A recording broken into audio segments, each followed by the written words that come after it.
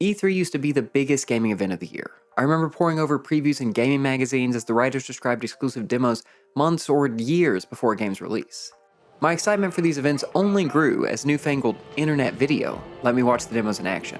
But yet, my controller was so far away.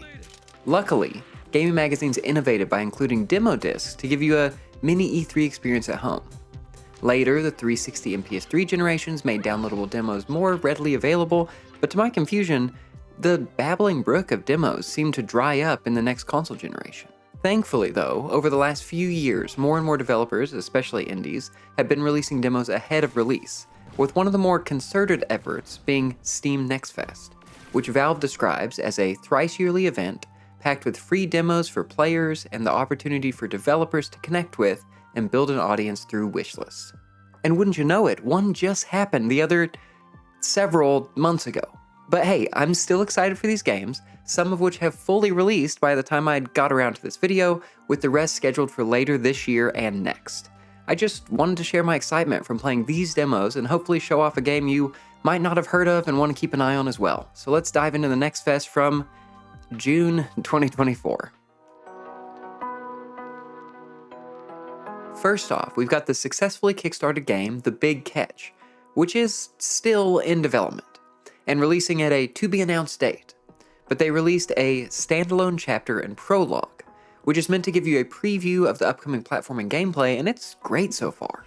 As you leap, wall run, climb, slash, and swim through the environment, everything feels snappy with a level of stretch and squish in the animations that really make this a joy to play and just see in motion.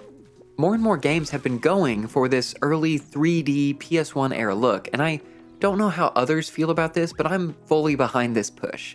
And this game in particular does a great job of straddling the line between how those games actually looked and how I remember them looking through childhood nostalgia. Keeping that low poly look, but mixing in more detailed textures, larger worlds, and combined with really incredible and expressive animations. Now, the big hook here is the fishing rod, with you collecting fish in a shine-get style animation, flinging yourself across gaps, and latching onto sandworm-like creatures to cross the desert, which might be the closest any games brought me to the feeling of sailing across Wind Waker's The Great Sea for the first time, as you use the sand surfing to cross great distances between different islands of platforming. Also, I love that this prologue is a self-contained experience that, yes, is a demo, but with most demos, I only play long enough to make my purchasing decision and move on, as I don't want to have to replay a lot of that content, which is solved by a lot of demos these days, letting you transfer progress to the full game, which I appreciate. But Tacklebox is just so nicely packaged up that I actually tried to complete it. Now, I do wish there was some way to track my progress with all the collectibles across the islands, because I have no idea if my attempt to complete it was successful. But maybe I'm missing something in-game that would tell me. I found myself also wishing for a sprint button or slightly faster movement, as some of the checkpoints feel really spread out, especially when you'd fall. And I'd love a little more guidance in how to pull off some of the more complex platforming that I struggled with. So here's hoping all that is addressed in the full release, which I'm extremely excited for, and while I'm sure this type of prologue is much more work, I'd love to see more demos packaged up this way. For the next game, we're getting closer to a full release, with Fallen Aces having entered early access on June 14, a first-person fighter where you'll scramble for any available weapon as you throw, kick, punch, and shoot your way through legions of thugs. It's got a hand-drawn art style in these noir streets, which, even though it's not alluding to this at all, really makes me feel like I'm playing as someone fighting crime on the streets of Batman the Animated Series. I came in with the assumption that this would play like many of the so-called boomer shooters that harken to an era of Doom and Quake, but it's got way more going for it, as it mixes in stealth, tons of optional routes, and ways to traverse the environment, as you reach for any possible advantage while taking on those vicious thugs. And I saw the spark of these ideas in the demo, which admittedly I didn't make it all the way through, but booting up the early access release, the whole picture started to reveal itself, as it kicks off with you exploring a whole city block, making your way through vents and over rooftops, with citizens leaving their combination lock passwords lying out for anyone to find. This is another entry in the dauntingly named immersive sim genre that I love so much. If you played Prey, the new one, Dishonored, really Most games from Arcane Studios or those System Shock games I need to get around to, you'll have a blast here. It's currently in early access for as long as it takes or a year or two. And it's really shaping up beautifully, as I'm always itching for a new art style in an existing genre, especially one that we don't see many games in. Trust me, I am already kicking myself for not having gotten around to Riven yet. I even read the first Mist book in preparation and yet still, shamefully, have not played the sequel to Mist. So is it blasphemous for me to have played some of the absolutely stunning demo? Yeah, probably. But even from my short time with the original Riven so far, I can tell how painstakingly well made this remake is. It captured those pre-rendered areas with stunning detail, and it seems Cyan has also made another pass at the puzzles and world to hopefully make tweaks to keep the mystery and fantastical elements, but maybe cut down on the times where you have to run to a guide for help, which maybe isn't even much of a concern in Riven. I don't know, I need to go finish it. But just comparing the very opening between the original and this remake, I am even more excited to play these two back to back and finally see where the sequel goes. And hey, it's fully out now. Kicking off the August releases, this year's hit farming game, Fields of Mistria, also received a demo that I didn't play, but only because I knew I'd be picking this one up the second it went into early access on August 25th. I've not gotten into another farming game since Stardew Valley's release, and I'd heard so much about this game from the great podcasts, videos, and streams over at MinMax, as one of their cohorts, Sarah Podzorski, worked on this game. I put around 60 hours into Stardew Valley when it came to Switch, completed the Community Center bundles, defeated Jojo Mart, felt like I'd accomplished everything I set out to do, and I had a great time with it. But no other farming game had been able to hook me like Stardew until now. Fields of Mistria continues the evolution of farming games, with a town of characters that I found immediately friendly, interesting, and really make you feel like part of the town, with things like the weekly Friday night meetup.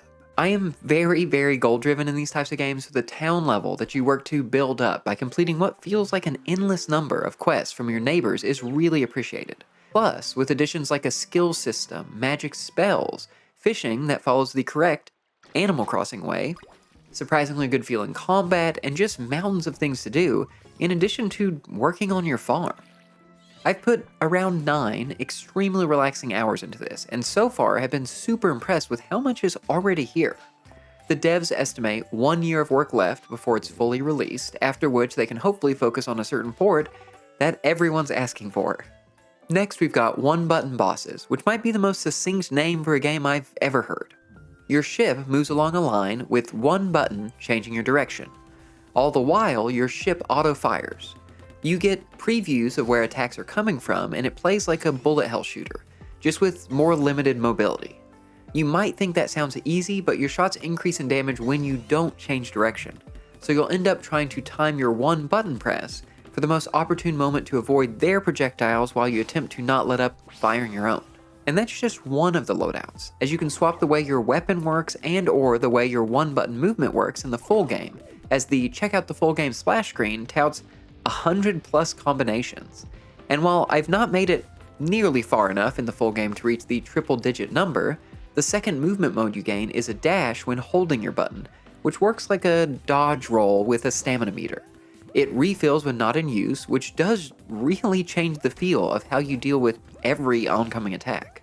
It's got a 4-hour-long story mode, which sees you working your way through a corporate hierarchy of stages and bosses that you'll defeat in hopes of becoming the big boss yourself, in addition to an entire roguelike mode that you can challenge if you just can't get enough of the campaign. Even though the name is surprisingly clear, I still couldn't fully wrap my head around how this game would play with a controller in my hand and one button, but the demo immediately won me over and took me from skeptic to purchaser.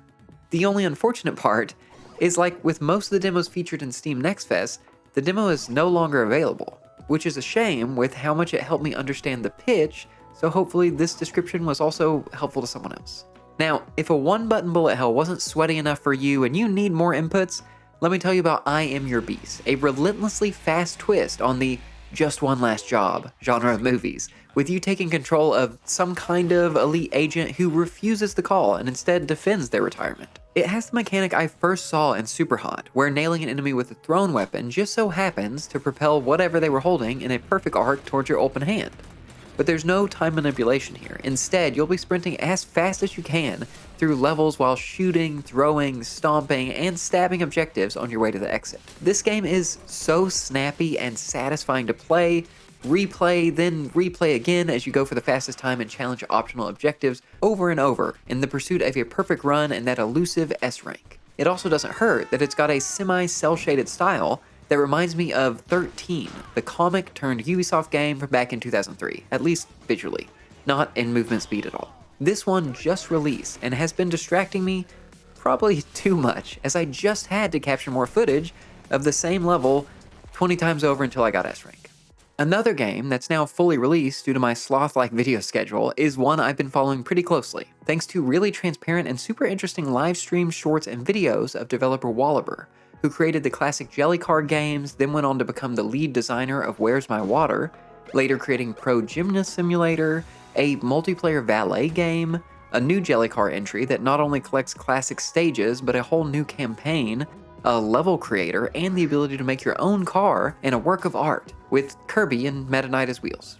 But recently he's been streaming and sharing progress on Parking Garage Rally Circuit, which has you speeding through early 3D areas with this Sega Saturn-styled racer that's just pure arcade fun, with spark-filled drifting that builds boost, a starting boost you've got to learn, different car types for more difficult races, and the ability to challenge a leaderboard of ghosts in addition to multiplayer races. And it feels great to play in a not-at-all simulator way that's got really fun graphical options all the way from original hardware to PC port, so you can determine how classic you want this to look. I haven't had this much fun drifting through a level since I finished Diddy Kong Racing, so it's good to be back in the complete unrealism of an arcade racer. Now I've just got to unlock the rest of the cars on offer and attempt to move up the leaderboard, or at least earn a medal. Next we're fusing genres with Pinball Spire, which released on October 2nd and is labeled as a Pinballvania, where an inanimate object explores only what your pinball skills allow as you knock the ball into enemies, through traps, and make your way to the top of the spire. I only know of one other game in this genre, Yoku's Island Express, which I remember having a great time with in the early days of indies on Switch. And unsurprisingly, Pinball Spire feels just as fresh, but appears to take a more table-centric approach, as each screen you travel between felt more like what could be the shape of a real pinball table, just filled with monsters and fantastical mechanics and lighting as you climb from the catacombs to, hopefully, the top of the spire. Now, Yoku's Island Express had you playing as a dung beetle that could move the ball, but Pinball Spire is much more dedicated to pinball, which I'm horrible at. But with each room slowly increasing in complexity, this steady build might actually teach me how to improve, especially because you can pause and inspect any element on the table to learn what it does, something I've struggled with on every real pinball table I've ever played. Though of course it wasn't long till I missed the ball with my paddles and it fell into the gutter. But surprisingly, I didn't receive a game over. Instead, I fell back down the tower to my last screen. So you still keep the tension of wanting to keep the ball up, but without a hard stop. Plus, repeating a screen I'd already learned felt much more satisfying. I definitely appreciate the addition of powers you gain, like slow motion and flipper lines to help you aim. That's all powered by a mana meter you'll be filling and upgrading to allow for additional powers, like the ability to light your pinball on fire and blast through enemies, light lamps, and interact with even more table mechanics. Is this the game that's finally going to improve my pinball skills enough for me to finally finish Pokemon Pinball? Maybe, but I'll have to make it to the top of the tower first. Sega still has not confirmed a release date for the next entry in the Crazy Taxi series, but if you're tired of waiting and looking to race against a delivery timer with less carbon emissions, then I'd like to introduce you to Parcel Corps, which seems to be aimed directly at me as it mixes in some Tony Hawk elements and Jet Set Radio touches with bright stylish visuals, grinds, and tricks. The one issue is that all of my muscle memory from those games is causing me to constantly hit the wrong buttons. More than the lack of a 3-minute timer, I was surprised to find a story here, as you pick a courier company and grow your network of possible deliveries by way of QR codes displayed around the environment that introduce you to a cast of eccentric business owners looking to have their stuff delivered. I like the framing here and the little touches, like the in-game phone you can interact with one-handed while biking, just in case you want to play the most dangerous game of Snake, featuring the snake from Snake Pass. This one launched on October 3rd, and while I've not made it very far yet, I have unlocked a new ability, delivered furniture and pizza, and still have not gotten a handle on the controls, but I am improving. Now, maybe you're more interested in delving down, not climbing up the ranks of the gig economy. Well then Dungeon Clawler might be for you. It's a claw game dungeon crawler, and much like Pinballvania mixes together mechanics I'd never have thought would work. Here, you fight through a turn-based dungeon, where your 2 attempts at the claw machine build up your defense if you grab shields or deal damage if you scoop up swords. It's simple and satisfying in such an instantly understandable PopCap-like way, with each completed floor letting you add more to your personal claw machine as it fills with different damage-dealing weapons, special items, new defensive shields, and more. As you venture through the dungeon, you'll find chests in the form of gacha machines, bonfires that take the appearance of claw games filled with health as you prepare to challenge the final boss. This is such a fun twist on roguelites, and as differently shaped items start piling up in your machine, you'll not only increase your combo potential, but also the challenge of the claw game. And I am so excited to lose hours in this dungeon when it launches in early access. Oh, actually this one's already released on iOS, Android, and Steam Early Access. It's filled with new claw types, new elemental effects, piranhas, water. There are so many new things to see in here. If you're interested in a little more direct control of your character, then the supersonic speeds of Aureole might just be what you're looking for. Play as Angel turned Halo Skipping Stone as you're flung through levels and attempt to use physics to reach the end as fast as possible. You can jump, double jump, fast drop onto the ground, and rev up for a spin dash-like burst of speed, playing somewhat like a delicate, limbless blue blur. If you're anything like me, be prepared to restart from checkpoints so frequently that all hopes of receiving the gold halo are impossibly far away. But this is very much a game where getting a handle on the physics of your halo and every single elevation change in the level is going to do wonders for your enjoyment as well as your leaderboard position. The demo for this one is still available, as of this video at least, and I'd really recommend you give it a try, because taking away all control stick movement and having to only rely on your momentum as your halo bounces out of control and you try to save each jump and fast drop to maneuver around obstacles and onto ramps feels so unique. And it has me focusing so much more on my route and timing than I probably would have if I could easily tilt the control stick to make a safe landing. Luckily, I've got months to practice my skills before the game launches in Q1 of 2025. Looking into the far future of Q4 2025, it's possible we might all still be waiting on Hollow Knight Silksong. But luckily, we will be able to play Constance, a game filled with silky smooth animated paint that brought to mind the Shade Cloak from Hollow Knight, the second I dash through an enemy, which even in its short demo is showing off an extremely satisfying mix of combat, exploration, and especially platforming, with the ability to change dodges, your lightning stroke, and more as you use paint to fly through the environment and enemies. It's hard to believe this is still a year away, with how polished the environments, enemies, characters, combat, platforming all feel. So much so that I keep checking the Steam page hoping the date is going to get moved sooner, but it hasn't yet.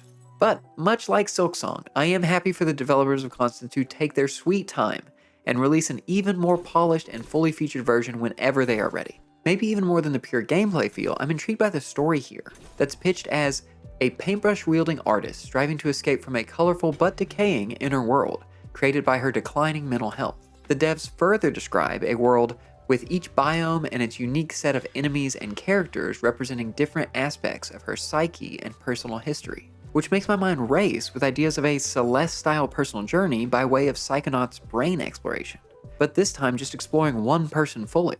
In the demo, you start to collect inspirations, which are equipable perks, learn new abilities by way of paintings on easels, and collect paint fragments to pull off more paint-based moves. But this demo just left me on such a cliffhanger of excitement. I can't wait to learn more about Constance's story, her artistic journey, and dash and slash through this beautiful world.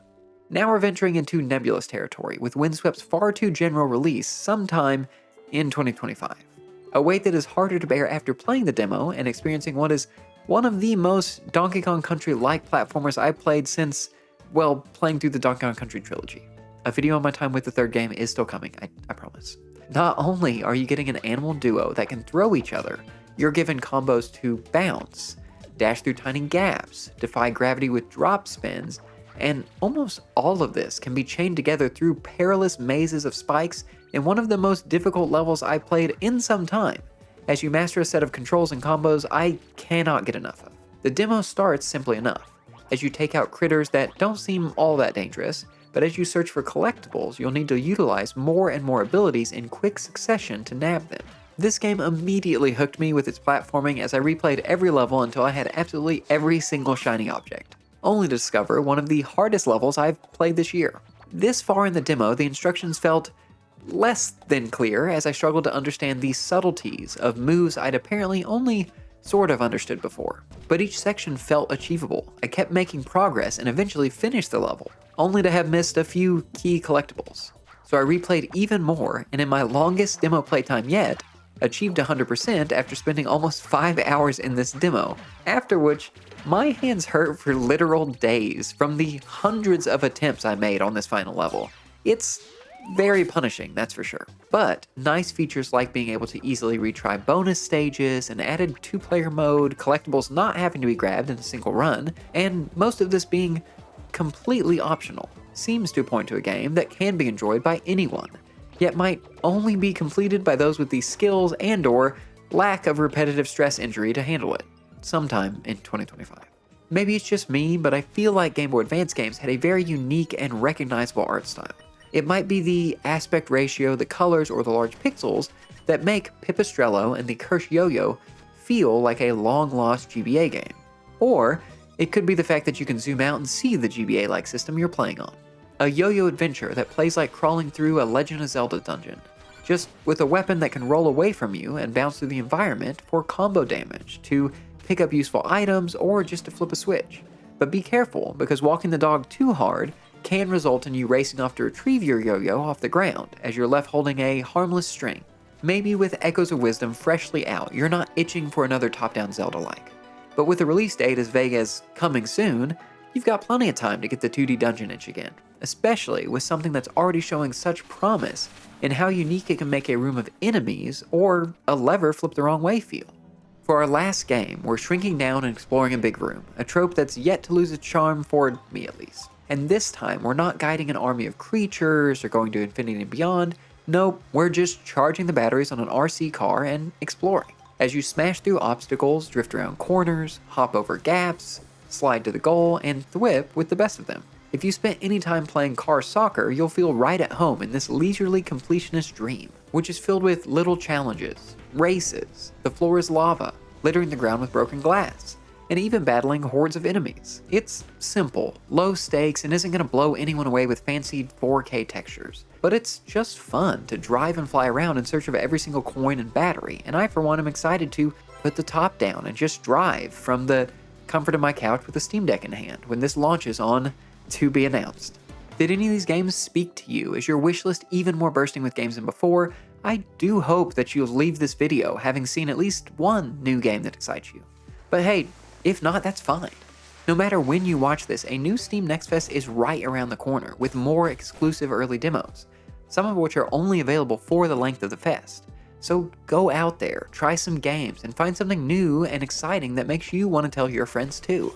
And I'll rest easy knowing that my fond memories of demo discs and dreams of experiencing the newest that gaming had to offer at E3s of old is alive and well, but I no longer have to leave my house or wait in line. And I hope my favorite Steam tradition continues on for years to come. Go play some demos, and I'll see you in the next video. Thanks for watching. Bye.